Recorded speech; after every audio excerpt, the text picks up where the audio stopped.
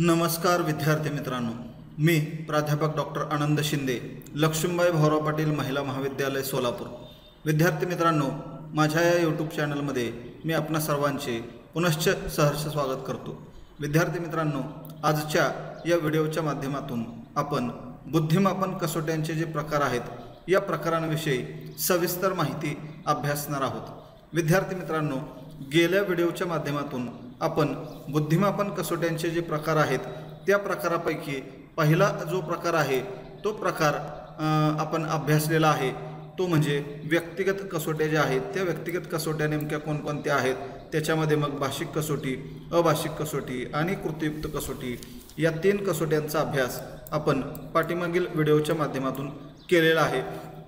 बुद्धिमापनाचे ज्या कसोट्या आहेत त्याचे 2 प्रकार आपण बघितले होते, एक म्हणजे व्यक्तिगत कसोट्या आणि दुसऱ्या म्हणजे सामूहिक कसोट्या। त्यापैकी व्यक्तिगत कसोट्यांची जी माहिती आहे ती माहिती आणि त्याचे हे 3ही प्रकार अतिशय सविस्तर उदाहरणासहित आपण गेल्या व्हिडिओच्या माध्यमातून अभ्यासलेला आहे की ज्याच्यामध्ये व्यक्तिगत भाषिक कसोट्या नेमक्या कशा आहेत, त्या कशा प्रकारे दिल्या जातात किंवा भाषिक असल्यामुळे केवळ भाषेच्याच माध्यमातून त्या कसोट्या दिल्या जातात, त्याचे फायदे नेमके कोणते आहेत, तोटे काय आहेत याची आपण माहिती बघितली। त्यानंतर व्यक्तिगत अभाषिक कसोट्या नेमक्या काय आहेत की ज्यांना भाषेची अडचण आहे ती भाषेची अडचण दूर करण्यासाठी चित्रांच्या आणि खुणांच्या साहाय्याने या कसोट्या सोडवल्या जातात। त्यानंतर त्याचे फायदे आणि तोटे आपण बघितले। त्यानंतर व्यक्तिगत कृतीयुक्त कसोट्या नेमक्या कोणत्या आहेत त्या बघितल्या। इथं देखील भाषेची अडचण असणाऱ्या लोकांना किंवा निरक्षर लोकांना, भित्र्या माणसांना, परदेशी माणसांना या कसोट्या ज्या आहेत त्या कसोट्या कशा प्रकारे उपयुक्त ठरतात त्याविषयीची माहिती बघितली, त्याचे फायदे आणि तोटे जे आहेत ते बघितले। आणि त्यानंतर मग आजच्या या व्हिडिओच्या माध्यमातून बुद्धिमापन कसोट्यांचा जो दुसरा प्रमुख प्रकार आहे तो म्हणजे सामूहिक कसोट्या। त्या सामूहिक कसोट्यांचे जे 2 प्रकार आहेत, एक म्हणजे सामूहिक भाषिक कसोट्या किंवा सामूहिक शाब्दिक कसोट्या आणि त्याचबरोबर सामूहिक अभाषिक कसोट्या। ह्या 2 कसोट्यांचा अभ्यास आपण या व्हिडिओच्या माध्यमातून करणार आहोत। तर विद्यार्थी मित्रांनो, आपण ज्या काही व्यक्तिगत कसोट्या बघितल्या त्या व्यक्तिगत कसोट्यांमध्ये जे काही दोष होते ते दोष दूर करण्यासाठी या कसोट्या तयार केल्या। म्हणजे व्यक्तिगत कसोट्यांमध्ये जे काही दोष होते की व्यक्तिगत कसोट्या या वेळखाऊ स्वरूपाच्या आहेत किंवा त्यामध्ये परीक्षकांची व्यक्तिनिष्ठता ही देखील एक समस्या व्यक्तिगत कसोटीमध्ये आपण पाहिली होती की अशा प्रकारच्या ज्या काही दोष व्यक्तिगत कसोट्यांमध्ये होते, मग ती भाषिक कसोटी असेल, अभाषिक कसोटी असेल किंवा कृतीयुक्त कसोटी असेल, की त्यामध्ये जे काही तोटे किंवा मर्यादा दोष आपण पाहिले त्या व्यक्तिगत कसोटीमधील दोष दूर करण्यासाठी ह्या सामूहिक कसोट्या ज्या आहेत या सामूहिक कसोट्या तयार करण्याचं काम नंतरच्या काळात मानसशास्त्रज्ञांनी केलेलं आपल्याला दिसून येईल। या सामूहिक कसोट्या तयार केल्यामुळं अनेक प्रकारचे फायदे तिथं झाले, ते म्हणजे सर्व लोकांना एकदाच या कसोट्या देता येतात। म्हणजे व्यक्तिगत कसोट्यांचा हा एक दोष होता की एका व्यक्तीला प्रत्येक वेळेस ही सेपरेट कसोटी द्यावी लागत होती, कारण त्याचं नावच होतं व्यक्तिगत कसोटी। आता इथं सामूहिक कसोट्या ज्या आहेत त्या सर्व लोकांना एकदाच देता येऊ शकतात। सामूहिकरित्या ह्या कसोट्या एकदाच आपण देऊ शकतो। मग तुमची ती विद्यार्थी संख्या 25 असेल, 50 असेल, 100 असेल, 500 असेल, 1000 असेल, कितीही विद्यार्थी संख्या असेल, तर सामूहिकरित्या सर्व लोकांना एकाच वेळी ह्या कसोट्या आपल्याला देता येऊ शकतात। म्हणजे व्यक्तिनिष्ठता किंवा व्यक्तिगत कसोट्यांमधला हा जो दोष होता की व्यक्तिगतरित्याच द्यावे लागतात, हा दोष इथं दूर झाला आणि सामूहिकरित्या या कसोट्या ज्या आहेत या कसोट्या लोकांना आपल्याला देता येऊ शकतात। आणि ज्या पद्धतीनं त्या कसोट्यांमध्ये सूचना केलेल्या आहेत, सूचना दिलेल्या आहेत, त्या पद्धतीनं सामूहिकरित्या एकाच वेळेस लोक त्याला प्रतिसाद सुद्धा देऊ शकतात किंवा जी काही कृती त्यांना तिथं करायला सांगितलेली असेल, मग ती भाषिक असेल किंवा अभाषिक असेल, त्या कृती ते लोक किंवा विद्यार्थी तिथं सामूहिकरित्या एकाच वेळेस करू शकतात। अशा प्रकारच्या ह्या सामूहिक कसोट्या आहेत। आता ह्या सामूहिक कसोट्या ज्या पद्धतीने एकाच वेळेस आपण विद्यार्थ्यांना किंवा व्यक्तींना सोडवायला देऊ शकतो, तशाच पद्धतीनं त्यांचे निकालसुद्धा आपण यंत्रांच्या साहाय्याने एकाच वेळेस लावू शकतो। म्हणजे कमी कालावधीमध्ये हे निकाल आपल्याला लावता येऊ शकतात, कारण हे यंत्रांच्या साहाय्याने निकाल लावले जातात। कारण इथं ऑब्जेक्टिव्ह प्रश्न जे असतात त्या ऑब्जेक्टिव्ह प्रश्नांना आपण ज्या काही खुणा केलेल्या असतील किंवा त्याला सर्कल गोल रंगवलेला असेल, चौकोन रंगवलेला असेल, तर हे जे या टेस्टची जी उत्तरपत्रिका असते ती उत्तरपत्रिका आपण कॉम्प्युटर किंवा स्कॅनरच्या माध्यमातून स्कॅन करून लगेच त्याचे निकाल जो आहे तो निकाल थोड्या कालावधीमध्ये आपल्याला तयार करता येऊ शकतो। आणि कितीही व्यक्तींना ही कसोटी जरी दिलेली असली तरी थोड्या कालावधीमध्ये लवकर आपल्याला निकाल लावण्यासाठी देखील या यंत्राच्या माध्यमातून हे निकाल लावले जातात की जेणेकरून आपल्याला निकाल लावलं देखील सोपं होतं आणि कमी कालावधीमध्ये हा निकाल आपण लावू शकतो। आता या ज्या कसोट्या आहेत या कसोट्यांचा थोडासा इतिहास बघितला की ह्या कसोट्या सर्वात प्रथम जर कुठं वापरल्या गेलेल्या असतील तर अमेरिकेमध्ये पहिल्या महायुद्धाच्या काळामध्ये ह्या कसोट्यांचा वापर सगळ्यात प्रथम झाला। म्हणजे पहिलं महायुद्ध ज्यावेळेस झालं त्यावेळेस त्या पहिल्या महायुद्धाच्या प्रसंगामध्ये अमेरिकेमध्ये सैनिकांची कमतरता अमेरिकेला भासू लागली आणि ही सैनिकांची कमतरता भरून काढण्यासाठी त्यांनी काय केलं की सैनिक भरतीसाठी या सामूहिक कसोट्या वापरल्या। म्हणजे सैनिकांची भरती करण्यासाठी या सामूहिक कसोट्यांचा वापर त्यांनी केला की ज्यामुळं त्यांना सैनिक भरती करणं अतिशय साधं किंवा सोपं झालेलं दिसून येईल। या कसोट्या ज्या आहेत त्या काळामध्ये वापरलेल्या तो त्या दोन प्रकारच्या होत्या, एक म्हणजे आर्मी अल्फा आणि दुसरं आहे आर्मी बीटा। म्हणजे आर्मी अल्फा की जी कसोटी साक्षर सैनिकांसाठी होती किंवा साक्षर लोकांसाठी होती आणि आर्मी बीटा ही निरक्षर लोकांसाठी होती किंवा निरक्षर सैनिकांसाठी होती। म्हणजे या दोन प्रकारच्या कसोट्या त्यांनी त्या काळामध्ये तयार केल्या आणि या दोन कसोट्यांच्या माध्यमातून सैनिक भरती जी आहे ती सैनिक भरती करण्याचं काम केलं। साक्षर लोकांसाठी आर्मी अल्फा आणि निरक्षर लोकांसाठी आर्मी बीटा अशा पद्धतीच्या या दोन कसोट्या होत्या। आता ह्या कसोट्यांच्या माध्यमातून त्यांनी भरती करत असताना त्यांना काय काय कळालं तर एक म्हणजे कोणते सैनिक हे कमकुवत मनाचे आहेत, कमकुवत मनाचे कोणते सैनिक आहेत हे शोधणं त्यांना सोपं झालं, कारण सैनिकांचं मन हे कमकुवत असून कधीही चालणार नाही, ते धाडसीच प्रवृत्तीचे असले पाहिजेत। म्हणजे त्याचं वर्गीकरण करण्यासाठी त्यांना त्याची मदत झाली। कमकुवत कोणते सैनिक आहेत, कोणते लोक विशिष्ट क्षेत्रामध्ये तज्ज्ञ आहेत हे शोधण्यासाठी त्यांना मदत झाली।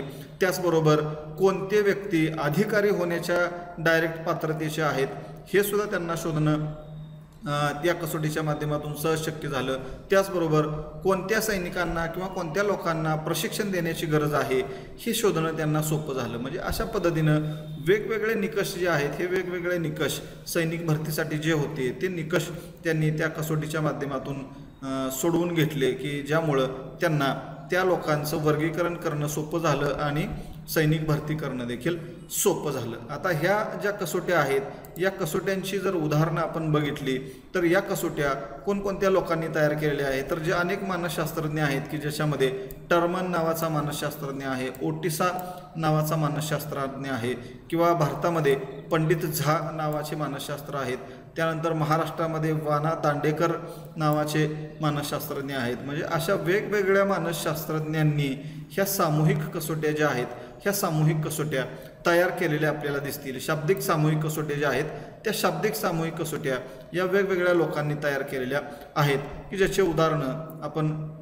थोडक्यात बघूया की ह्या ज्या कसोट्या आहेत या कसोट्यांच्या माध्यमातून साधारणपणे आपल्याला कोणकोणत्या गोष्टी मोजता येऊ शकतात तर सामूहिक कसोट्यांच्या माध्यमातून मुलांची कार्यकारण शक्ती कशी आहे, तुलना शक्ती कशी आहे, तर्कशक्ती कशी आहे, अनुमान शक्ती कशी आहे, अंकक्रम संबंध ओळखण्याची शक्ती त्याची कशी आहे, भाषिक शक्ती कशी आहे, या सर्व गोष्टींचा अभ्यास आपल्याला या वेगवेगळ्या शाब्दिक सामूहिक कसोटींच्या माध्यमातून करता येऊ शकते। म्हणजे त्यांची कार्यकारण शक्ती कशी आहे, तुलना करण्याची शक्ती कशी आहे, तर्कशक्ती कशी आहे, अनुमान शक्ती कशी आहे, अंकक्रम संबंध ओळखण्याची शक्ती कशी आहे आणि त्याचबरोबर भाषिक क्षमता कशा प्रकारची आहे, या सर्व प्रकारच्या मानसिक क्षमतांचा अभ्यास आपल्याला या शाब्दिक सामूहिक कसोट्यांच्या माध्यमातून करता येऊ शकतो। आता इथं खाली काही उदाहरणं दिलेत की ज्या उदाहरणांच्या माध्यमातून आपल्याला लक्षात येईल की या सामूहिक कसोट्यांमध्ये किंवा शाब्दिक सामूहिक कसोट्यांमध्ये कशा प्रकारचे प्रश्न असतात आणि साधारणपणे आपण कोणत्याही प्रकारची स्पर्धा परीक्षा जर आतापर्यंत दिलेली असेल तर त्याच्यामध्ये ह्या प्रकारचे प्रश्न असलेले आपल्याला दिसून येतील किंवा भविष्यकाळामध्ये जर तुम्ही कोणत्याही प्रकारची स्पर्धा परीक्षा देणार असाल तर त्या स्पर्धा परीक्षांमध्ये अशा प्रकारचे प्रश्न तुम्हाला निश्चित दिसतील की जिथं बुद्धिमापन तुमचं केलं जातं आणि बुद्धिमापनावर आधारित काही प्रश्न त्या स्पर्धा परीक्षांच्या प्रश्नपत्रिकेमध्ये असतात की जे प्रश्न कशा प्रकारचे असतात. तर पहिला आहे बघा तर्क करणे, म्हणजे तुम्ही तर्क कशा प्रकारे करू शकता, तो तर्क क्षमता तुमच्याकडे किती आहे हे तपासण्याचं काम या प्रश्नामधून केलं जातं. म्हणजे तर्क क्षमता तपासण्यासाठी अशा प्रकारचे प्रश्न असतात. उदाहरण म्हणून इथं दिलंय बघा की सचिन शाळेला नियमित येत नाही. सचिन शाळेमध्ये नियमित येत नाही, तासाला बसत नाही, अभ्यास पण करत नाही, परंतु त्याला परीक्षेत चांगले गुण मिळतात. म्हणजे इथं तर्क करायला लावलाय आपल्याला की काय तर्क करायचा आहे की सचिन नावाचा मुलगा आहे, तो शाळेला नियमित येत नाही, तासाला बसत नाही, अभ्यास पण करत नाही, मात्र परीक्षा आली की त्या परीक्षेमध्ये मात्र त्याला चांगले गुण मिळतात. म्हणजे याच्यावरून मग तुम्ही काय तर्क करू शकता की शाळेला येत नाही, तासाला बसत नाही, अभ्यास पण करत नाही. म्हणजे समजा शाळेला येत नाही, तासाला बसत नाही, ठीक आहे, पण घरी बसून अभ्यास करत असेल असा तर्क आपण काढू शकतो. पण अभ्यास पण करत नाही असं देखील इथं म्हटलेलं आहे. म्हणजे मग जर ह्या तिन्ही गोष्टी तो करत नाही तर मग त्याला परीक्षेत चांगले गुण कसे काय मिळतात, याचा तर्क एकच होऊ शकतो की तो परीक्षेमध्ये कॉपी करतो, गैरप्रकार करतो आणि त्या गैरप्रकाराच्या माध्यमातून, कॉपीच्या माध्यमातून तो परीक्षेमध्ये पास होतो किंवा त्याला चांगले मार्क्स मिळतात. अशा प्रकारचा तर्क या विधानावरून निघू शकतो. कारण तो शाळेला पण येत नाही, तासाला पण बसत नाही आणि अभ्यास पण करत नाही. म्हणजे ह्या सगळ्या गोष्टी करत नसेल तर मग एकच पर्याय आहे, तो कॉपी करूनच पास होतो किंवा गैरमार्गाचा अवलंब करतो आणि गैरमार्गाचा अवलंब करून पास होतो. म्हणजे हा तर्क इथं भरायचा आपल्याला किंवा गाळलेली जागा इथं दिलेली आहे की मग तो कशामुळं चांगले गुण त्याला मिळतात, तर त्याचा तर्क आहे की तो कॉपी करून पास होतो. दुसरी क्षमता आहे बघा अनुमान काढणे. म्हणजे अनुमान काढण्याची क्षमता आपल्याकडे किती आहे हे तपासण्यासाठी काही प्रश्न असतात. उदाहरण इथं दिलंय बघा, सर्व माणसे मरते आहेत, सॉक्रेटिस हा माणूस आहे. याच्यावरून मग काय अनुमान तुम्ही काढणार आहे, म्हणजे याच्यावरून आपल्याला अनुमान काय काढायचं आहे किंवा काय अनुमान तुम्ही काढू शकता ते इथं आपल्याला लिहायचं आहे की काय विधान काय दिलंय बघा, सर्व माणसे मरते आहेत म्हणजे मर्त्य या शब्दाचा अर्थ आहे मृत्यू पावणे, म्हणजे मरण पावणे. सगळी माणसं कशी आहेत, ही सगळी माणसं मरते आहेत म्हणजे कधी ना कधी मरणारच आहेत, ते काही कायम जिवंत राहणारी नाहीत. कारण परमेश्वरानं ती आपल्याला एक देणगी दिलेली आहे की प्रत्येक माणसाचा मृत्यू हा ठरलेला आहे, तो कोणीही आयुष्यभर जिवंत राहणार नाही. म्हणजे सर्व माणसे मरते आहेत आणि सॉक्रेटिस हा माणूस आहे. म्हणजे सगळीच माणसं मरणार आहेत आणि सॉक्रेटिस हा माणूस आहे, तर सॉक्रेटिस सुद्धा मरते आहे असा अनुमान आपण इथं काढू शकतो. कारण सॉक्रेटिसला सुद्धा मृत्यू हा येणारच आहे. म्हणजे सर्व माणसे जर मरते आहेत आणि सॉक्रेटिस हा जर माणूस असेल तर सॉक्रेटिस हा सुद्धा मरते आहे किंवा सॉक्रेटिस सुद्धा मरणार आहे. अशा प्रकारचं अनुमान या विधानावरून आपण काढू शकतो. म्हणजे हे अनुमान तुम्हाला काढता येत आहे का नाही हे तपासण्यासाठी अशा प्रकारची उदाहरणं जी आहेत ही उदाहरणं त्या कसोटीमध्ये आपल्याला दिलेली असतात. अजून काही उदाहरणं आपण बघूया. आता इथं तिसरं उदाहरण आहे बघा, संबंध शोधणे. म्हणजे संबंध शोधता तुम्हाला येतो का नाही, संबंध शोधण्याची क्षमता, शक्ती तुमच्याकडे आहे का नाही हे आजमावण्यासाठी काही प्रश्न दिलेले असतात. इथं एक उदाहरण दिलंय बघा की वही आणि पेन यांच्यामध्ये जो संबंध आहे तोच संबंध वर्गातील कोणत्या बाबींमध्ये आहे. म्हणजे जसं वही आणि पेन याच्यामध्ये संबंध आहे किंवा जो संबंध आहे तो संबंध वर्गातल्या कोणत्या बाबींमध्ये आहे ते इथं लिहायचं आहे आपल्याला. म्हणजे आता वही आणि पेनमध्ये काय संबंध आहे की वही ही कागदाची असते आणि पेन शाईचा असतो की पेनाच्या माध्यमातून आपण वहीवर लिहिण्याचं काम करतो. म्हणजे वही लेखनासाठी लिहिण्यासाठी कागद म्हणून वापरली जाते किंवा कागदांचा वापर लिहिण्यासाठी केला जातो आणि पेनाच्या माध्यमातून त्याच्यावर लिहिलं जातं. तसं वर्गातल्या कोणत्या गोष्टी अशा आहेत की ज्याचा संबंध ह्या वही आणि पेनासारखा आहे. मग इथं जर आपण विचार केला थोडासा तर आपल्या लक्षात येईल की फळा आणि खडू, कारण फळ्यावर आपण खडूच्या माध्यमातून लिहितो.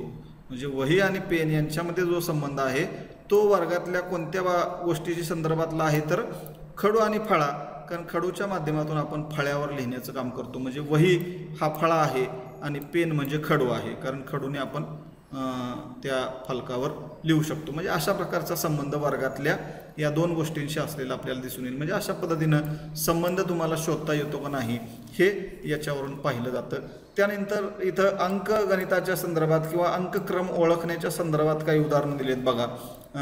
त्याच्यावरून मग पुढं डॅश केलेले जे इथं दिलेले आहेत, या डॅशच्या जागी कोणती संख्या येऊ शकते हे आपल्याला शोधायचं. मग आता इथं बघा 1, 3, 5, 7 म्हणजे ह्या सगळ्या काय आहेत, विषम संख्या आहेत.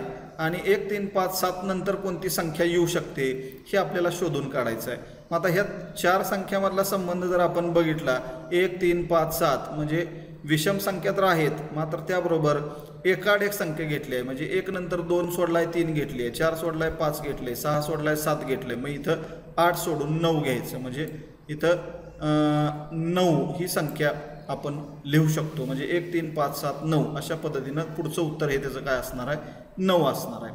तशाच पद्धतीनं खाली बघा 4, 8, 12, 16 म्हणजे आता ह्या कशा आहेत, समसंख्या आहेत. 4, 8, 12, 16 समसंख्या आहेत.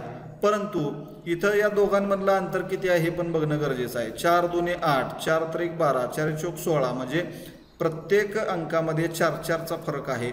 4 नंतर 8, 8 नंतर 12, 12 नंतर 16 म्हणजेच काय की इथं पुढे येणाऱ्या संख्येमध्ये सुद्धा 4चाच फरक असणार आहे. म्हणजे 4, 8, 12, 16 तर इथं किती येणार आहे, 20 येणार आहे. 20 ही संख्या येणार आहे. का तर 16 नंतर 4 अधिक केले तर त्याच्यामध्ये 20 येणार. म्हणजे 4चा फरक इथं असेल तर 20 ही संख्या इथं येऊ शकते. म्हणजे अशा पद्धतीनं हे संबंध जे आहेत हे संबंध आपल्याला शोधता आले पाहिजे. अंकक्रम काय संबंध आहे नेमका आपल्याला पडताळता आला पाहिजे. अजून एक काय उदाहरण इथं दिलेत बघा की या उदाहरणामधून तुम्हाला अजून संबंध कशा प्रकारे शोधायचा हे लक्षात येईल. इथं अंक संबंध आहे, इथं अक्षर संबंध आहे. अशा प्रकारची सुद्धा उदाहरणं आपल्याला या शाब्दिक सामूहिक कसोटीमध्ये असतात किंवा स्पर्धा परीक्षेसाठी जे काही बुद्धिमापन आपलं केलं जातं त्याच्यामध्ये हे प्रश्न असलेले आपल्याला दिसतील.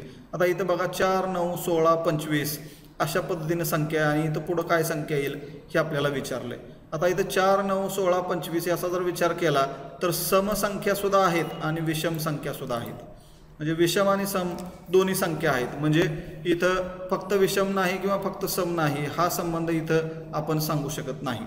त्याच्यानंतर 4 नंतर 9, 9 नंतर 16, 16 नंतर 25 म्हणजे या दोघांमधला जो फरक आहे तो फरकसुद्धा इथं जास्त असलेला दिसतो. सारखा फरक इथं नाही. जसं मग 4 नंतर 8, 8 नंतर 12, 12 नंतर 16 होता तसं सारखा फरक देखील नाही. मग इथं काय नेमका संबंध जोडलेला आहे तर इथं काय संबंध आहे बघा.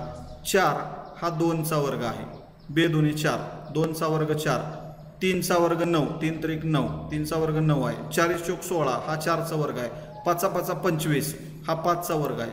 म्हणजे हा 2चा वर्ग आहे, हा 3चा वर्ग आहे, हा 4चा वर्ग आहे, हा 5चा वर्ग आहे. मग इथं 6चा वर्ग येणार तो म्हणजे 36.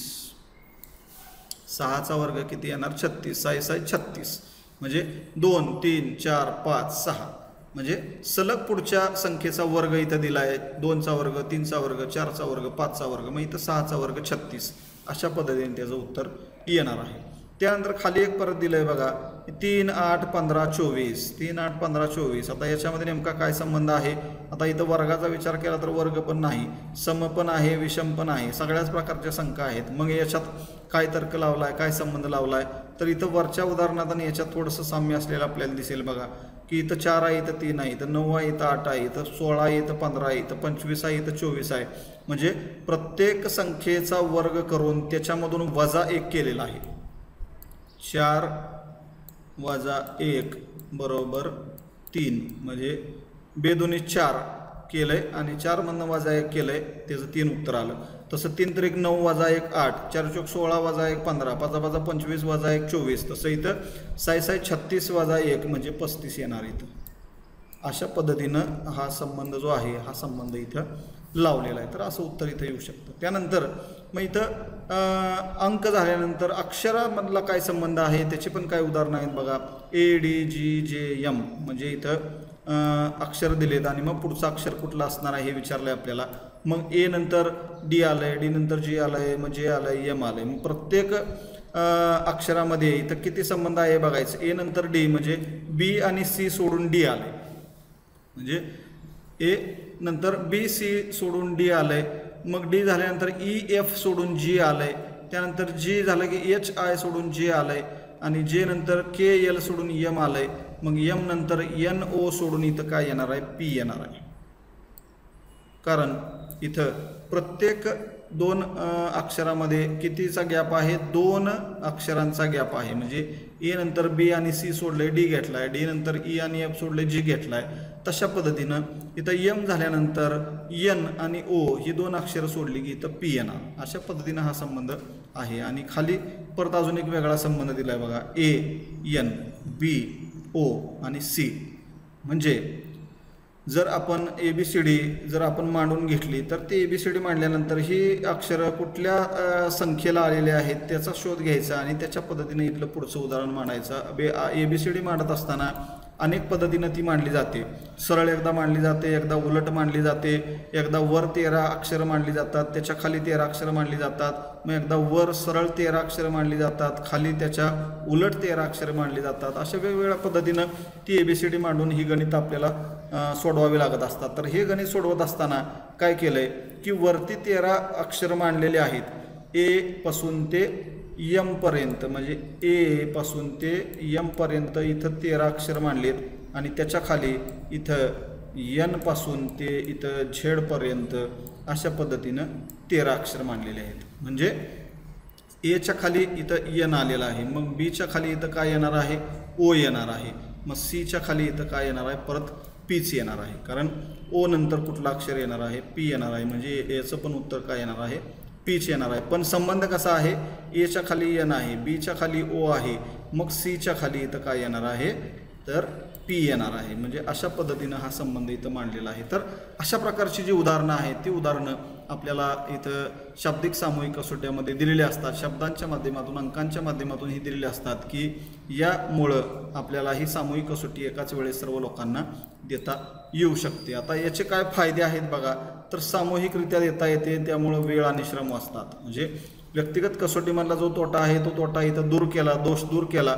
सामूहिकरित्या मी मगाशी जसं म्हटलं की 25, 50, 100, 500, 1000 किती लोकांना तुम्ही एकाच वेळेस देऊ शकता, त्यामुळं तुमचा वेळ पण वाचला आणि श्रम पण वाचली. तर हा फायदा आहे. व्यक्तिनिष्ठता कमी होऊन वस्तुनिष्ठता वाढते. कारण इथं एका व्यक्तीला बोलवून आपल्याला ही कसोटी द्यायची नाही, एकाच वेळेस 1000 व्यक्तींना तुम्हाला द्यायची आहे. त्यामुळं व्यक्तिनिष्ठता इथं येण्याचा प्रश्नच येत नाही. कारण अनेक व्यक्तींना एकाच वेळेस तुम्ही देता, त्यामुळं ती व्यक्तिनिष्ठता आपोआप इथं कमी होते आणि वस्तुनिष्ठता वाढते. मानसिक शक्तींचे मापन करता येते. म्हणजे हा फायदा काय आहे की तुम्ही तर्क करणे, अनुमान करणे, निष्कर्ष काढणे, अंदाज बांधणे, संबंध ओळखणे, अंकक्रम संबंध ओळखणे, या सगळ्या काय आहेत, मानसिक शक्ती आहेत, मानसिक क्षमता आहेत. आणि या सर्व प्रकारच्या मानसिक शक्तींचं मापन या शाब्दिक सामूहिक कसोटींच्या माध्यमातून आपल्याला करता येऊ शकतं. हा पण फायदा आहे. आणि प्रयोगशाळेची गरज भासत नाही. म्हणजे आपण व्यक्तिगत कृतीयुक्त कसोट्यामध्ये एक दोष बघितला होता की तिथं प्रयोगशाळा पाहिजे, प्रयोगशाळाशिवाय आपल्याला या कसोट्या देता येत नाहीत. मात्र इथं तसं नाही. प्रयोगशाळा नसली तरीसुद्धा आपण ही कसोटी घेऊ शकतो. रिकाम्या जागेत बसून सुद्धा घेऊ शकतो, झाडाखाली बसून सुद्धा घेऊ शकतो, किंवा वर्गामध्ये बसून सुद्धा ही कसोटी सोडवायला देता येऊ शकते. म्हणजे प्रयोगशाळा असलीच पाहिजे असं इथं नाही. तर हा पण फायदा आहे. त्यानंतर तोटे किंवा मर्यादा दोष काय आहेत बघा, की पर्यवेक्षण कडक नसेल तर उत्तरे पाहून लिहिली जाऊ शकतात. म्हणजे वर्गामध्ये किंवा कुठेही ही कसोटी तुम्ही सामूहिकरित्या दिली आहे आणि सगळी मुलं बसलेली आहेत सोडवायला, पण पर्यवेक्षण करणारा व्यक्ती जो आहे तो पर्यवेक्षण करणारा व्यक्ती जर त्यानं चांगलं पर्यवेक्षण केलं नाही तर मुलं एकमेकांचं बघून उत्तर लिहू शकतात. हा दोष आहे. पण हा दोष कसोटीचा नाही, त्या पर्यवेक्षणाचा आहे. म्हणजे जसं आपण कुठल्याही परीक्षेमध्ये पर्यवेक्षक आपल्यासमोर जो असतो तो शिक्षक कसा असतो, चांगला असला पाहिजे, त्यानं चांगलं पर्यवेक्षण केलं पाहिजे. चांगलं पर्यवेक्षण केलं नाही तर परीक्षेमध्ये सुद्धा आपण एकमेकांची उत्तरं बघून लिहिण्याचा प्रयत्न करतो. तसंच इथं पण आहे. मात्र हा दोष कसोटीचा नसून पर्यवेक्षणाचा आहे. वेळेचे बंधन असल्यामुळे मुलांना कठीण वाटते. म्हणजे इथं थोडंसं कठीण का वाटतं तर वेळेचं बंधन आहे. कारण ठराविक वेळेमध्येच ही कसोटी आपल्याला सोडवावी लागते आणि ठराविक वेळेमध्ये जर तुम्हाला ही संपूर्ण कसोटी सोडवता आली नाही तर मात्र ती तुम्हाला कठीण वाटणारच आहे. मात्र वेळेचं बंधनसुद्धा देणं गरजेचं आहे, नाहीतर मग किती वेळ मुलं सोडवत बसू शकतात. शारीरिक आणि मानसिक स्थिती योग्य नसेल तर योग्य बुद्धिमापन होत नाही. आता हा सुद्धा दोष कसोटीचा नसून व्यक्तीचा आहे. कारण कोणताही व्यक्ती आजारी आहे, शारीरिकदृष्ट्या अपंगत्व आलेला आहे किंवा त्याची मानसिक परिस्थितीच नाही परीक्षा द्यायची आणि अशा पद्धतीनं तुम्ही जर त्याला ती कसोटी सोडवायला दिली तर त्याचं योग्य बुद्धिमापन होणारच नाही, कारण तो शरीरानं आणि मनानं सुद्धा परीक्षा द्यायला तयार नाही आणि अशा परिस्थितीमध्ये तुम्ही त्याला बुद्धिमापन करायला गेला तर त्याचं योग्य बुद्धिमापन होऊ शकणार नाही. आणि परीक्षार्थींचे सहकार्य नसेल तर कसोट्या पार पाडणे अवघड आहे. म्हणजे हा पण दोष जो आहे हा दोषसुद्धा कोणाचा आहे, शेवटी पुन्हा परीक्षा देणाऱ्या विद्यार्थ्यांच्या संदर्भातला आहे. कसोटीचा दोष नाही. कसोटीचा दोष नाही का, तर ज्यांची परीक्षा तुम्ही घेणार आहे, ज्यांनाही कसोटी सोडवायला देणार आहे त्या विद्यार्थ्यांचं सुद्धा सहकार्य तुम्हाला असणं गरजेचं आहे. कारण तुम्ही विद्यार्थ्यांना कसोटी सोडवायला दिली आणि विद्यार्थ्यांनी सोडवलीच नाही किंवा अर्धीच सोडवून दिली तर मग त्याच्यावरून तुम्ही निष्कर्ष काढू शकत नाही, अंदाज बांधू शकत नाही किंवा त्याचा अन्वय अर्थ आपल्याला लावता येऊ शकत नाही. म्हणजे परीक्षार्थींचं सुद्धा सहकार्य आपल्याला असणं इथं गरजेचं आहे. त्यानंतर पुढील सामूहिक कसोट्यांचा दुसरा प्रकार आहे तो म्हणजे अशाब्दिक सामूहिक कसोट्या. म्हणजे शाब्दिक सामूहिक कसोट्या आपण बघितल्या. त्यानंतर अशाब्दिक सामूहिक कसोट्या ज्या आहेत त्या अशाब्दिक सामूहिक कसोट्या कशा आहेत बघा, तर या अशाब्दिक सामूहिक कसोट्या ज्या आहेत त्या फक्त साक्षर लोकांनाच उपयोगी पडतात असं नाही, तर निरक्षर आणि अडाणी लोकांना सुद्धा ह्या कसोट्या उपयुक्त आहेत. कारण इथं भाषेचा काही संबंध नाही. म्हणजे मगाशी भाषेचा संबंध होता पहिल्या कसोटीमध्ये, कारण ती शाब्दिक कसोटी होती. ही अशाब्दिक आहे किंवा अभाषिक आहे, त्यामुळं निरक्षर आणि अज्ञानी लोकांना सुद्धा ही कसोटी आपण देऊ शकतो. त्यांच्यासाठी सुद्धा आपल्याला ही कसोटी देता येऊ शकते. कारण भाषेचं जी अडचण होती ती अडचण आपण इथं दूर केली आणि ही नवीन कसोटी तयार केली जिचं नाव आहे अशाब्दिक सामूहिक कसोटी.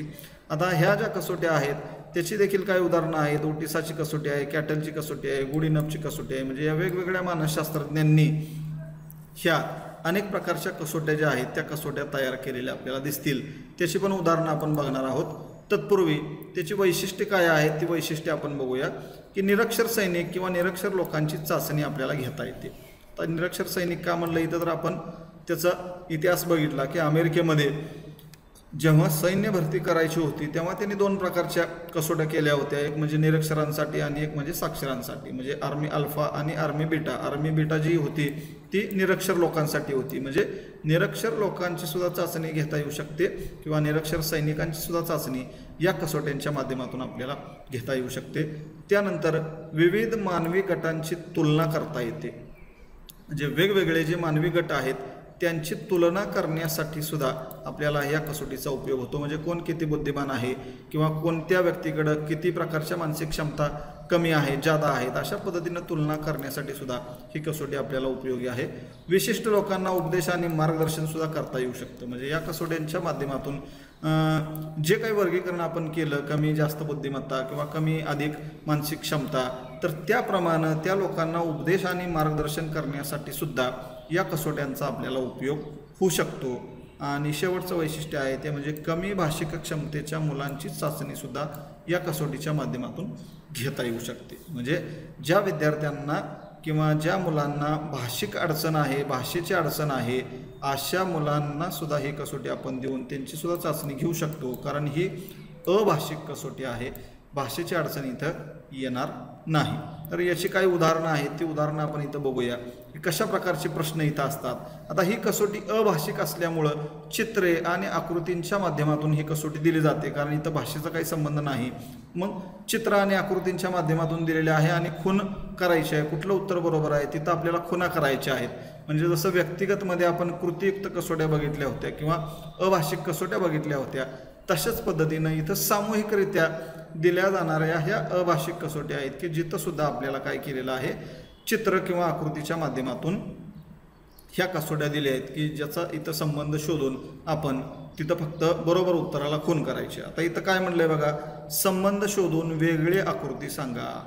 म्हणजे इथं जे चित्र दिलेले आहेत या चित्रांमधला काय संबंध आहे तो शोधायचा आहे. वेगळी आकृती याच्यात कुठली आहे त्याला टिक मार्क करायचे आहे किंवा त्याला खूण करायचे आहे. आता इथं काय आहे, पुस्तक आहे. इथं काय आहे, पतंग आहे. इथं काय आहे, फूल आहे. आणि इथं काय आहे, माणूस आहे. आता ह्या चार आकृत्यांमध्ये काय संबंध असणार आहे, तर इथं पुस्तक असेल, पतंग असेल किंवा फूल असेल, हे ह्या कशा प्रकारच्या गोष्टी आहेत, ह्या निर्जीव आहेत. निर्जीव म्हणजे त्याला निर्जीव आहेत किंवा अमानवी आहेत आणि इथं मानव आहे. मानव आहे, ह्या अमानवी आहेत, ह्या मानव आहे, ह्या निर्जीव आहेत आणि मानव हा सजीव आहे. म्हणजे काय, वेगळी आकृती कुठली आहे, तर इथं ही वेगळी आकृती कुठली आहे, माणसाची आहे. कारण ह्या तीन वस्तू कशा आहेत, अमानवी आहेत किंवा भौतिक वस्तू आहेत आणि भौतिक वस्तू निर्जीव वस्तू आहेत. मात्र हा मानव आहे आणि हा सजीव आहे, म्हणून ही आकृती काय आहे, वेगळी आहे. तर अजून एक उदाहरण आहे बघा. अजून एक उदाहरण काय आहे, ते आकृतीच्या संबंधावरून शेवटचा चौकोन पूर्ण करा असं म्हणलंय. म्हणजे आकृतीच्या संबंधावरून शेवटचा चौकोन पूर्ण करा. आता इथं काय संबंध दिला आकृतीमध्ये, तर बघा इथं एक अर्धा चौकोन काढलाय, त्याच्यासमोर दुसरा अर्धा चौकोन काढलाय, पण त्याच्या विरुद्ध बाजूने काढलाय. म्हणजे अर्धा चौकोन आहे इथं सरळ काढलाय आणि अर्धा चौकोन त्याच्या उलट काढलेला आहे. मग इथं दुसरा प्रश्न काय दिला आहे, मग इथं वेगळ्या प्रकारची खून केला आहे, ज्याला आपण महिरपी कंस म्हणतो. महिरपी कंस, मग इथं सरळ महिरपी कंस दिला आहे. इथं मग काय येणार आहे, तर त्याच्याऐवजी इथं उलट त्याच्या महिरपी कंस येणार आहे. म्हणजे अशा पद्धतीनं त्याच्या समोरची आकृती कुठली येणार आहे, तर ही येणार आहे. ही आपण शोधायची तिथं आणि त्याला खून करायची. म्हणजे अशा पद्धतीनं शेवटचं चौकोन काय पूर्ण करायचं, तर हा महिरपी कंस आहे, त्याच्या उलट हा दुसरा महिरपी कंस आपण इथं काढून ती आकृती किंवा चौकोन पूर्ण करायचा. अशा पद्धतीनं या कसोट्यांमध्ये प्रश्न दिलेले असतात की ज्या प्रश्नांवरून अशाब्दिक प्रश्न आहेत, आकृतीच्या खुणांच्या माध्यमातून हे सोडवायचं आहे आणि सामूहिकरित्या ह्या कसोट्या आपण देऊ शकतो. तर अशा पद्धतीनं ह्या वेगवेगळ्या प्रकारच्या ज्या कसोट्या आहेत त्या कसोट्यांचा आपण अभ्यास केला. आणि मग या टॉपिकमधला शेवटचा मुद्दा आहे तो म्हणजे बुद्धिमापन कसोट्यांचे उपयोग. म्हणजे बुद्धिमापन कसोटे जे आहेत त्या बुद्धिमापन कसोट्यांचे नेमके काय उपयोग आहेत ते उपयोग आता आपण बघूया. पहिला उपयोग आहे बघा, शिक्षण संस्थांमधील विद्यार्थ्यांचे प्रवेश देण्यासाठी. म्हणजे बऱ्याच वेळेला आपण वेगवेगळ्या प्रकारच्या शिक्षण संस्थांमध्ये जेव्हा प्रवेश दिले जातात तेव्हा विद्यार्थ्यांची बुद्धिमत्ता तपासली जाते आणि बुद्धिमत्ता तपासून त्यांना प्रवेश देण्याचं काम केलं जातं किंवा मेरिटनुसार याद्या लावल्या जातात आणि त्यानुसारच त्या विद्यार्थ्यांना प्रवेश दिला जातो. म्हणजे काय येतं की प्रवेश देण्यासाठी विद्यार्थ्यांना बुद्धिमत्ता तपासण्याचं काम अनेक शाळा करतात. जसं सुरुवातीच्या पहिल्या व्हिडिओमध्ये पण मी तुम्हाला सांगितलं की अनेक शाळा अशा आहेत की ज्या शाळा विद्यार्थ्याची बुद्धिमत्ता तपासण्यासाठी त्याची ओरल चाचणी घेतात आणि किंवा लेखी पण चाचणी घेतात, एंट्रन्स परीक्षा घेतात आणि त्याच्या माध्यमातून त्या विद्यार्थ्यांना प्रवेश देतात. तर अशा प्रकारे विद्यार्थ्यांना प्रवेश देण्यासाठी या बुद्धिमापन कसोटीचा उपयोग आहे. स्पर्धा परीक्षांसाठी उपयोग आहे. हे तर आपल्याला माहितीच आहे की अनेक प्रकारच्या म्हणजे अगदी तलाठ्यापासून ते IAS अधिकारी किंवा UPSCच्या MPSCच्या ज्या परीक्षा आहेत त्या सर्व प्रकारच्या स्पर्धा परीक्षांमध्ये बुद्धिमापनाच्या संदर्भात जवळपास 20 ते 30% सिलेबस बुद्धिमापनावर असतो आणि बुद्धिमापन त्या विद्यार्थ्यांचं तपासलं जातं. म्हणजे स्पर्धा परीक्षांमध्ये देखील या कसोट्यांचा उपयोग केला जात असलेला आपल्याला दिसतो. त्यानंतर शिक्षकांना वर्ग तुकडी करण्यासाठी सुद्धा या कसोट्यांचा उपयोग आहे. म्हणजे अनेक वेळा अनेक शाळांमध्ये ज्या तुकड्या केल्या जातात म्हणजे विद्यार्थी संख्या अधिक असेल तर 2-4 तुकड्या कराव्या लागतात. मग त्या तुकड्या करत असताना सुद्धा आपल्याला या बुद्धिमापन कसोट्यांचा उपयोग करून त्या तुकड्या करता येऊ शकतात. म्हणजे अधिक बुद्धिमान असणारी मुलं एका तुकडीमध्ये, कमी बुद्धिमान असणारी मुलं एका तुकडीमध्ये, मध्यम मुलं असणारी एका तुकडीमध्ये, अशा पद्धतीनं बुद्धिमापन कसोट्यांचा वापर करून जर तुकड्या केल्या तर त्या बुद्धिमत्तेनुसार विद्यार्थ्यांना शिकवणं सुद्धा शिक्षकांना सोपं जाऊ शकतं. म्हणून शिक्षकांना वर्ग तुकडी करण्यासाठी सुद्धा आपल्याला या कसोट्या उपयोगी ठरू शकतात. व्यावसायिक मार्गदर्शनासाठी सुद्धा उपयोग आहे. म्हणजे वेगवेगळ्या प्रकारचे जे व्यावसायिक कोर्सेस आहेत, मग त्याच्यामध्ये डॉक्टर आहे, इंजिनियर आहे, वकील आहे किंवा शिक्षक आहे, असे वेगवेगळे जे व्यावसायिक कोर्सेस आहे या व्यावसायिक कोर्सेसना प्रवेश देत असताना सुद्धा ज्या एंट्रन्स परीक्षा घेतल्या जातात त्या एंट्रन्स परीक्षेमध्ये सुद्धा तुम्हाला बुद्धिमापनाच्या संदर्भात सिलेबस असतो किंवा बुद्धिमापन त्या व्यक्तींचं सुद्धा तपासलं जातं. आणि ज्या व्यक्ती बुद्धिमान आहेत किंवा त्या व्यवसायासाठी आवश्यक असणारी बुद्धिमत्ता त्यांच्याकडे आहे अशाच व्यक्तींचं सिलेक्शन त्या व्यवसायासाठी केलं जातं. म्हणजे व्यवसाय मार्गदर्शनासाठी सुद्धा आपल्याला बुद्धिमत्ता तपासणं गरजेचं आहे. आणि अनेक प्रकारचे ज्या सामाजिक समस्या आहेत त्यांचं निराकरण करण्यासाठी सुद्धा ह्या कसोट्या अनेक वेळा उपयोगी ठरतात. कारण समाजामध्ये अनेक प्रकारचे घटक असलेले आपल्याला दिसतात. एक म्हणजे ग्रामीण, दुसरा म्हणजे शहरी. काही पुढारलेले असतात तर काही मागासलेले असतात, काही स्त्री असतात, काही तर पुरुष असतात. किंवा अनेक जाती धर्माचे वेगवेगळ्या प्रकारचे लोक असतात। म्हणजे अशा पद्धतीनं त्या वेगवेगळ्या गटातल्या वेगवेगळ्या लोकांच्या ज्या काही समस्या आहेत त्या समस्या सोडवण्यासाठी सुद्धा बऱ्याच वेळेला या बुद्धिमापन कसोट्यांचा आपल्याला उपयोग होत असलेला दिसून येईल। म्हणजेच काय की बुद्धिमापन कसोट्या अनेक ठिकाणी आपल्याला उपयोगी पडतात किंवा अनेक ठिकाणी त्यांचा उपयोग होत असलेला आपल्याला दिसून येतो। तर विद्यार्थी मित्रांनो, अशा प्रकारे या व्हिडिओच्या माध्यमातून आपण सामूहिक बुद्धिमापन कसोट्या ज्या आहेत की ज्याच्यामध्ये शाब्दिक सामूहिक बुद्धिमापन कसोट्या आणि अशाब्दिक बुद्धिमापन कसोट्या या दोन प्रकारांचा अभ्यास केला आणि त्याचबरोबर या बुद्धिमापन कसोट्यांचे उपयोग नेमके काय आहेत, फायदे काय आहेत ते सुद्धा या व्हिडिओच्या माध्यमातून पाहिलेला आहे। हा व्हिडिओ जर तुम्हाला आवडला असेल तर नक्कीच याला लाईक आणि शेअर करायला विसरू नका। धन्यवाद।